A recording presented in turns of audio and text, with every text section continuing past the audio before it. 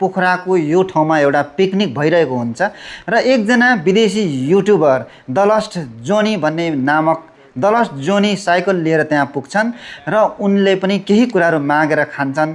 अब नेपाली नबुझी नजानी पनि केही बोलेर उहाँले माग्छन् र खान्छन्, त्यहाँका साथीहरूले दिनुहुन्छ र त्यतिकैमा एकजना व्यक्ति आउनुहुन्छ र उहाँले चाहिँ यसलाई किन फ्री दिएको, यसलाई फ्री दिनुहुन्छ भने म पनि धर्ना बसेर भोलिसम्ममा मैले जति पनि लगानी गरेको छु त्यो सबै फिर्ता पाउनुपर्छ मैले भनेर धम्की दिँदै एकजना बहिनीले त्यसो भन्छ र तपाईँ नबोल्नुहोस्, तपाईँले बिहेभ गर्नुभयो भनेर उहाँले भन्दैछन् र अति नै बिहेभ पनि गरेको छ, अपमान पनि गरेको देखिन्छ।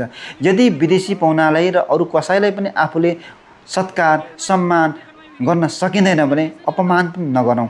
यो भिडियो मैले हेर्दा मलाई निकै भावुक बनायो। यसरी हेपिनु हुँदैन र हेप्नु कसैलाई हुँदैन। तपाईले माफी त मागिसक्नु भएको छ, तर यति माफीले मात्रै हुँदैन, तपाईमा केही दया छैन भन्ने चाहिँ यो भिडियोबाट प्रष्ट हुन्छ साथीहरू।